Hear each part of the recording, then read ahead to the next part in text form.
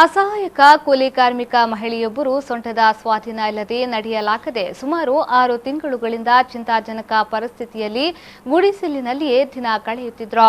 ಈ ಬಗ್ಗೆ ಮಾಹಿತಿ ತಿಳಿದ ಸಮಾಜ ಸೇವಕ ವಿಶ್ವಶೆಟ್ಟಿ ಅವರು ಆಕೆಯನ್ನ ಉಡುಪಿ ಜಿಲ್ಲಾಧಿಕಾರಿ ಅವರ ಬಳಿ ಆಂಬ್ಯುಲೆನ್ಸ್ ಮೂಲಕ ಕರೆದುಕೊಂಡು ಹೋಗಿ ನೇರವಾಗಿ ಜಿಲ್ಲಾಧಿಕಾರಿ ಅವರಲ್ಲೇ ಮಹಿಳೆಯ ಮೂಲಕವೇ ಅಳಲನ್ನ ಹೇಳಿಸಿದ ಘಟನೆ ನಡೆದಿತ್ತು.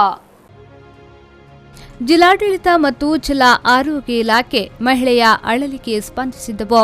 ಆದರೆ ಮಹಿಳೆಗೆ ಸರ್ಕಾರದ ಯೋಜನೆಗಳ ಅಡಿಯಲ್ಲಿ ಉಚಿತ ಚಿಕಿತ್ಸೆ ಪಡೆಯಲು ಬಿಪಿಎಲ್ ರೇಷನ್ ಕಾರ್ಡ್ ನಿರ್ಣಾಯಕವಾಗಿತ್ತು. ಮಹಿಳೆಯಲ್ಲಿ ಯಾವುದೇ ದಾಖಲೆ ಇಲ್ಲದ ಕಾರಣ ಸಮಸ್ಯೆ ಎದುರಾಗಿತ್ತು. ಕೊನೆಗೆ ಸಮಾಜ ಸೇವಕ ವಿಶ್ವಶೆಟ್ಟಿ ಅವರು ತಮ್ಮ ಮನೆಯ ವಾಸ್ತವ್ಯ ಪತ್ರ ನೀಡುವ ಮೂಲಕ ಮಹಿಳೆಗೆ ಪಡಿತರ ಚೀಟಿ ದೊರಕಿಸುವಲ್ಲಿ 3 ತಿಂಗಳ ಕಾಲ ಅಲೆದಾಡಿ ಯಶಸ್ವಿಯಾಗಿದ್ದಾರೆ.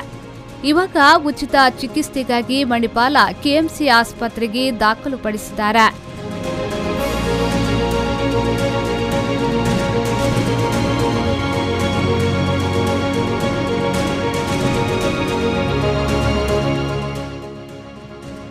ಮಹಿಳೆಯ ಹೆಸರು ಮಹಾದೇವಿಯಾನೆ ಸಿದ್ದವ್ವ.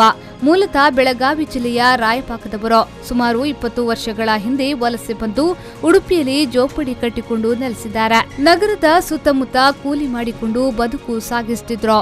ಈ ಕೃತಕ ಜೋಡಣೆಯ ಚಿಕಿತ್ಸೆಯು ಉಡುಪಿ ಜಿಲ್ಲಾಸ್ಪತ್ರೆಯಲ್ಲಿ ಲಭ್ಯವಿಲ್ಲ. ಖಾಸಗಿ ಆಸ್ಪತ್ರೆಯಲ್ಲಿ 2 ಕೃತಕ ಜೋಡಣೆಗೆ ಸುಮಾರು 3 ಲಕ್ಷ ರೂಪಾಯಿ ವೆಚ್ಚವಾಗುತ್ತದೆ. ಅಷ್ಟೊಂದು ಹಣ ವ್ಯಯಿಸಲು ಮಹಿಳೆ ಅಸಹಾಯಕರಾಗಿದ್ರು. ಸರ್ಕಾರದ ಕರ್ನಾಟಕ ಆರೋಗ್ಯ ಸುರಕ್ಷಾ ಯೋಜನೆಯಡಿಯಲ್ಲೇ ಬಿಪಿಎಲ್ ಕಾರ್ಡ್ ಹೊಂದಿದವರಿಗೆ ಖಾಸಗಿ ಆಸ್ಪತ್ರೆಯಲ್ಲಿ ಉಚಿತ ಚಿಕಿತ್ಸೆ ಲಭ್ಯವಿದೆ. ಈ ರೋಗಿಯ ಬಳಿಯಲ್ಲಿ ಪಡಿತರ ಚೀಟಿ, ಯಾವೊಂದು ಉಚಿತ ಆರೋಗ್ಯ ಯೋಜನೆಗಳ ಚೀಟಿ ಇಲ್ಲದೆ ಉಚಿತ ಚಿಕಿತ್ಸೆ ಪಡೆಯಲು ಅಸಾಧ್ಯತೆ ಎದುರಾಗಿತ್ತು. ಆದ್ದರಿಂದ ಸಮಾಜ ಸೇವಕ ವಿಶ್ವಶೆಟ್ಟಿ ಅವರು ಅನಿವಾರ್ಯವಾಗಿ ಮಹಿಳೆಯನ್ನ ಆಂಬ್ಯುಲೆನ್ಸ್ ಮೂಲಕ ಜಿಲ್ಲಾ ಕಚೇರಿಗೆ ಕರೆದುಕೊಂಡು ಹೋಗಿದ್ದಾರೆ. ಅಲ್ಲಿ ಜಿಲ್ಲಾಧಿಕಾರಿಯವರಲ್ಲಿ ಮೌಖಿಕವಾಗಿ ಮತ್ತು ಲಿಖಿತ ಅಳಲನ್ನ ಹೇಳಿಕೊಂಡಿದ್ರು. ಮಹಿಳೆಯ ಅಳಲಿಗೆ ಸ್ಪಂದಿಸಿದ ಜಿಲ್ಲಾಧಿಕಾರಿ, ಪೌರಾಯುಕ್ತರು, ತಹಶೀಲ್ದಾರ್ರಿಗೆ ಸುವರ್ಣ ಕರ್ನಾಟಕ ಯೋಜನಾಧಿಕಾರಿ ಸಚ್ಚಿದಾನಂದ, ಮಹಿಳಾ ಸಹಾಯವಾಣಿ ಆಪ್ತ ಸಮಾಲೋಚಕಿ ಪೂರ್ಣಿಮಾ ಹಾಗೂ ಸಹಕರಿಸಿದ ಎಲ್ಲ ಅಧಿಕಾರಿಗಳಿಗೆ ವಿಶ್ವಶೆಟ್ಟಿಯವರು ಅಭಿನಂದನೆ ಸಲ್ಲಿಸಿದ್ದಾರೆ.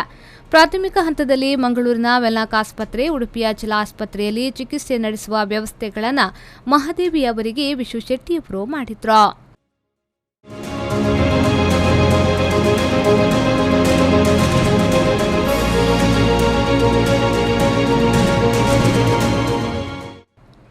ಪಲ್ಲವಿ ಸಂತೋಷ್, ವಿ4 ನ್ಯೂಸ್ 24/7 ಉಡುಪಿ.